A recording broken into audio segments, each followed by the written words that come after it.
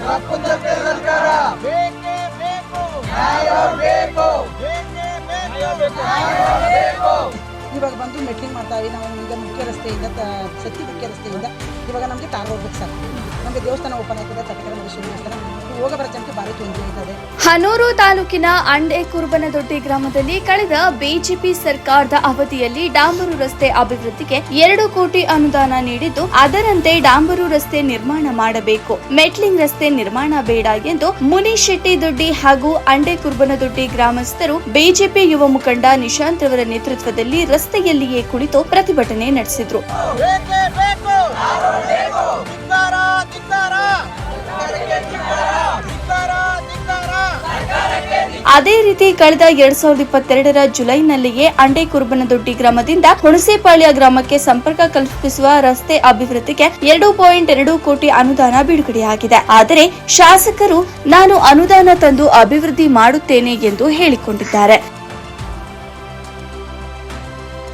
ಈ ರಸ್ತೆ ಅಭಿವೃದ್ಧಿಗೆ ಬೈಲೂರು ಗ್ರಾಮ ಪಂಚಾಯಿತಿ ಉಪಾಧ್ಯಕ್ಷರಾಗಿದ್ದ ಸದಾನಂದ ಮೂರ್ತಿಯವರು ಹಗಲಿರುಳು ಶ್ರಮಿಸಿದ್ದಾರೆ. ಈ ಅನುದಾನ ತರಲು ಯಾವುದೇ ಪಾತ್ರವಿಲ್ಲದೆ ಭೂಮಿ ಪೂಜೆ ನೆರವೇರಿಸಿದ್ದಾರೆ.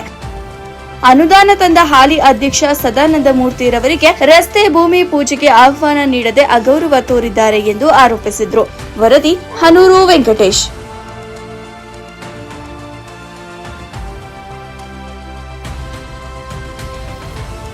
ಪ್ರೆಗ್ನೆಂಟ್ ಆಯಿತು, ತೋರ್ಸೋಕೆ ಹೋಗ್ಬೇಕು ಅಂತಂದರೆ ಸಖತ್ ಹಿಂಸೆ ಐತೆ ಸರ್. ನಾವು ಕೊಳ್ಳೆಗಾಲಕ್ಕೆ ಹೋಗ್ಬೇಕು. ಅದರಿಂದ ಒಂದು ಸ್ವಲ್ಪ ನಮಗೆ ಈಗ ಮೆಟ್ಲಿಂಗ್ ಮಾಡ್ತೀವಿ ಅಂತ ಬಂದು MLA ಮಂಜುನಾಥ್ ಅವರು ಬುದ್ಧಿ ಪೂಜೆ ಮಾಡ್ತಾರೆ ಸರ್. ನಮಗೂ ಗೊತ್ತಿರಲಿಲ್ಲ ಅಲ್ಲಿವರೆಗೆ ಇವರು ಬರೀ ಮೆಟ್ಲಿಂಗ್ ಮಾಡ್ತಾರೆ ಅಂತ. ತಾರ್ ರೋಡ್ ಹೋಗ್ಬಿಟ್ಟು ಸುಮ್ಮನೆ ಆಗ್ಬಿಟ್ಟು ಇವಾಗ ಬಂದು ಮೆಟ್ಲಿಂಗ್ ಮಾಡ್ತಾವೆ. ನಾವು ಈಗ ಮುಖ್ಯ ರಸ್ತೆಯಿಂದ ಸತ್ತಿ ಮುಖ್ಯ ರಸ್ತೆಯಿಂದ ಇವಾಗ ನಮಗೆ ತಾರ್ ರೋಡ್ ಬೇಕು ಸರ್. ನಮಗೆ ದೇವಸ್ಥಾನ ಓಪನ್ ಆಯ್ತದೆ, ತಟಕರ ಮಹೇಶ್ವರಿ ದೇವಸ್ಥಾನ. ನೀವು ಹೋಗ ಬರೋ ಜನಕ್ಕೆ ಭಾರಿ ತೊಂದರೆ ಆಯ್ತದೆ. ಸ್ವತಂತ್ರ ಪೂರ್ವದಿಂದ ಸಮಸ್ಯೆಗಳೇನಿತ್ತು ಈಗಲೂ ಹಾಗೆ ಜೀವಂತ ಸಮಸ್ಯೆಗಳಿದ್ದಾವೆ. ಅದರಲ್ಲಿ ಮಾಲಿಂಗಕಟ್ಟೆ ರಸ್ತೆ ಒಂದು, ಅದನ್ನು ಸಹ ನಮ್ಮ ಗೌರ್ಮೆಂಟಲ್ಲಿ ನಾವು KRDCLinದ ಗ್ರ್ಯಾಂಟ್ ತಂದು ಮಾಡಿಸಿದ್ವಿ. ಅದೇ ರೀತಿ ಒಂದು 5-6 ಗ್ರ್ಯಾಂಟು ನಾವು ತಂದಿದ್ವಿ. ಆ ಗ್ರ್ಯಾಂಟಲ್ಲಿ ಇದು ಒಂದು ನೋಡಿ, 30/7/2022 ಶ್ರೀ ವಿ ಸೋಮಣ್ಣ ಮಾನ್ಯ ವಸತಿ ಮೂಲಭೂತ ಸೌಕರ್ಯ ಚಾಮರಾಜನಗರ ಜಿಲ್ಲಾ ಉಸ್ತುವಾರಿ ಸಚಿವರ ಪತ್ರದ ಮೇರೆಗೆ ಅಂದ್ಬಿಟ್ಟು ಒಂದು 6 ವರ್ಕ್ ಹಾಕೊಟ್ರು ನಮ್ಮ ಚಾಮರಾಜನಗರ ಡಿಸ್ಟಿಕ್ಕಿಗೆ. ಅದರಲ್ಲಿ 4ನೇ ಐಟಮ್ ಇದು. ಹನೂರು ವಿಧಾನಸಭಾ ಕ್ಷೇತ್ರದಲ್ಲಿ ಬರುವ ಅಂಡೆ ಕುರುಬನದೊಡ್ಡಿಯಿಂದ ಹುಣಸೇಪಾಳ್ಯಕ್ಕೆ ಸೇರುವ 2 ಕಿಲೋಮೀಟರ್ ಗ್ರಾಮೀಣ ರಸ್ತೆ ನಿರ್ಮಾಣ 2,20,00,000ದಂಗೆ. ಇದನ್ನು ಅವಾಗ ಇವರು ಉಪಾಧ್ಯಕ್ಷರಿದ್ದರು, ಇವರು ಬಂದು ಕೇಳ್ಕೊಂಡ್ರು ಸೋಮಣ್ಣ ಸಾಹೇಬ್ರಿಗೆ. ಇವರ ಒಂದು ಕೋರಿಕೆ ಮೇಲೆ ಸಾಹೇಬರು ಇಲ್ಲೆಲ್ಲ ನೋಡಿ ಇದು ಒಂದು ಲೆಟ್ರ್ ಹಾಕ್ಕೊಟ್ಟಿದ್ರು. ಈ ಥರ ಒಂದು 7-8 ಫಂಡ್ ತಂದ್ವಿ. 7-8 ಫಂಡಲ್ಲಿ ಯಾವುದು MLA ಡಿಪೆಂಡೆಂಟ್ ಇರಲ್ಲ ಅಂಥವೆಲ್ಲ ಎಕ್ಸಿಕ್ಯೂಟೇ ಮಾಡಿಬಿಟ್ವಿ. ಫಾರ್ ಎಕ್ಸಾಂಪಲ್ KRDCLinದ ತಂದಿದ್ದು, ಅದು ಇಂಡಿಪೆಂಡೆಂಟ್ ಬೋರ್ಡ್ ಇತ್ತು, ಯಾರನ್ನೂ ಕೇಳೋ ಅವಶ್ಯಕತೆ ಇರಲಿಲ್ಲ, MLAನೂ ಕೇಳೋ ಅವಶ್ಯಕತೆ ಇರಲಿಲ್ಲ ಆ ಟೈಮಲ್ಲಿ. ಯಾಕೆಂದರೆ ಆವಾಗ ಕಾಂಗ್ರೆಸ್ MLA ಇದ್ದಿದ್ದರಿಂದ ನಾವು ತರ್ತಾ ಇದ್ದಿದ್ದು ವರ್ಕಿಗೆಲ್ಲ ಅಡ್ಡಿಪಡಿಸ್ತಾ ಇದ್ರು. ಅದನ್ನು ಮೀರಿ ಸಹ ನಾವು ಕೆಲಸ ಮಾಡಿಸಿದ್ವಿ.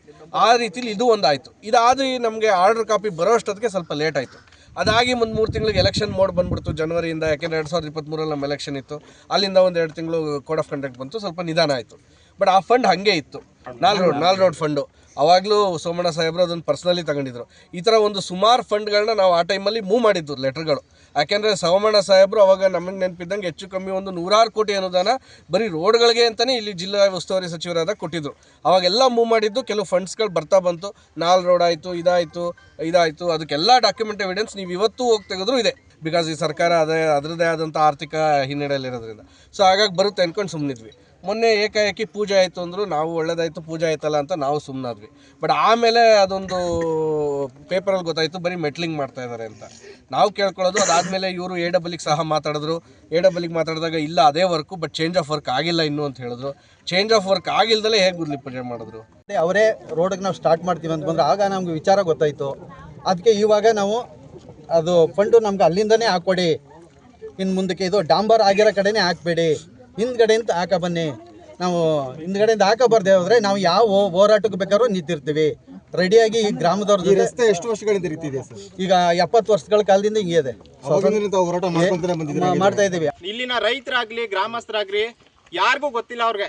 ಇಲ್ಲಿ ಎಲ್ಲರೂ ರೈತರಾಗಿರೋದ್ರಿಂದ ಪಾಪ ಎಲ್ಲರೂ ಅನಕ್ಷರಸ್ಥರು. ಅವ್ರಿಗೆ ಗೊತ್ತಿಲ್ಲ ಇಲ್ಲಿ ತಾರ್ ರೋಡ್ ಆಗ್ತಿದೆಯೋ ಅಥವಾ ಮೆಟ್ಲಿಂಗ್ ಆಗ್ತಿದೆಯೋ ಏನೂ ಗೊತ್ತಿಲ್ಲ.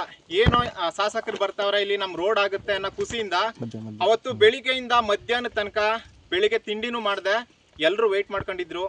ಆದರೆ ಆಮೇಲೆ ಗೊತ್ತಾಯಿತು ಅದು ಒಬ್ರು ಕೇಳದೆ ಹೋಗಿದ್ರೆ, ಪ್ರಶ್ನೆ ಮಾಡದೆ ಹೋಗಿದ್ರೆ ಗೊತ್ತೇ ಇಲ್ಲ. ಸೊ ಅವ್ರ ಪಾಡ್ಗೆ ಅವ್ರು ಹೊರಟೋಗೋರು. ಆದರೆ ನಾವು ಅಲ್ಲಿ ಕೇಳಿದಾಗ ಗೊತ್ತಾಯ್ತು ಇದು ತಾರ್ ರೋಡ್ ಆಗಿಲ್ಲ, ಮೆಟ್ಲಿಂಗ್ ಅಂತ. ಮೆಟ್ಲಿಂಗ್ ಅಂದ್ರೆ ಏನು, ಮೇಲ್ಗಡೆ ಜಲ್ಲಿ ಹಾಕ್ಬಿಟ್ಟು ಒಂದು ಸ್ವಲ್ಪ ಮಣ್ಣು ಹಾಕ್ಬಿಟ್ಟು ಹೊಟ್ಟೋಯ್ತಾರೆ. ಒಂದು ಮಳೆ ಬಿದ್ದರೆ ಸಾಕು, ಆ ಮಳೆ ನೀರಿಗೆ ಕುಚ್ಕೊಂಡೋಗಿ ಎಲ್ಲ ಡ್ರೈನ್ಗೆ ಹೊಟ್ಟೋಗುತ್ತೆ. ಇವಾಗ ನಾವೇನು ಕೂತಿದ್ದೀವಿ ಇದು ಪ್ರಸ್ತುತ ನಮ್ಮೂರಿನ ರೋಡು ಈ ಥರ ಇದೆ. ಸೊ ಇಲ್ಲಿ ಏನು ಗೊತ್ತಾ, ಡೈಲಿ ವೆಹಿಕಲ್ಸ್ಗಳು, ಸಾಲ ಮಕ್ಕಳುಗಳು, ಇಲ್ಲಿನ ರೈತರುಗಳು ಪ್ರತಿದಿನ ಓಡಾಡಬೇಕಾದ್ರೆ ಎಷ್ಟೊಂದು ತೊಂದರೆ ಅನುಭವಿಸ್ತಾ ಇದ್ದಾರೆ ಅಂದರೆ, ಇಲ್ಲಿ ನೋಡಿ ಸುಮಾರು ಇದೇನು ಜಾಸ್ತಿ ಇಲ್ಲ, ಏನೇ ಇದೊಂದು 10 ಕಿಲೋಮೀಟರ್ ಇದೆಯಾ, ಇಲ್ಲ ಇರೋದು 1 ಕಿಲೋಮೀಟರ್ ಅಷ್ಟೇ. 1 ಕಿಲೋಮೀಟರ್ಗೆ ಎಷ್ಟು, ಒಂದು 100 ಕೋಟಿ ಆಗುತ್ತಾ? ಆಗಲ್ಲ. ಏನೊಂದು 2 ರಿಂದ 3 ಕೋಟಿ ಖರ್ಚಾಗ್ಬೋದು. ಇದನ್ನ ಮಾಡಿಸ್ಕೊಡಿ ಅಂತ ನಾವು ಸ್ವಾತಂತ್ರ್ಯ ಸಿಕ್ಕಿ 78 ವರ್ಷ ಆಗಿದೆ. ಈ ರೋಡ್ಗೆ ಇನ್ನೂ ತಾರ್ ರೋಡ್ ಅನ್ನೋದೇ ಆಗಿಲ್ಲ. ಊರಿಗೆ ಅಂಡೆಕುರುಬನ್ ದೊಡ್ಡಿ ಆಗಲಿ, ಮುನಿಗುಡಿ ದೊಡ್ಡಿ ಆಗಲಿ ಬಂದರೆ ನಮ್ಗೆ ತುಂಬ ಗಲಾಟೆ ಮಾಡ್ತಿದ್ರು. ನಮಗೆ ರೋಡ್ ಅರ್ಜೆಂಟ್ ಮಾಡಿಸಿ, ನೀವು ಯಾವ್ದಾರು ಫಂಡ್ ಹಾಕ್ಸಿ ಅಂತ. ಆಗ ನಾವು ಸೋಮಣ್ಣವ್ರನ್ನ ಕೇಳ್ಕೊಂಡು, ಆವಾಗ ಅವ್ರು ಏನು ಮಾಡಿದ್ರು, 2,20,00,000 ಫಂಡ್ ಹಾಕಿದ್ರು. ನಾವು ಫಂಡ್ ಹಾಕಿದಾಗಲೇ ಕೇಳ್ಕೊಂಡು, ಇದು ಯಾವ ಫಂಡ್ ಸರ್ ಇದು ಅಂತ.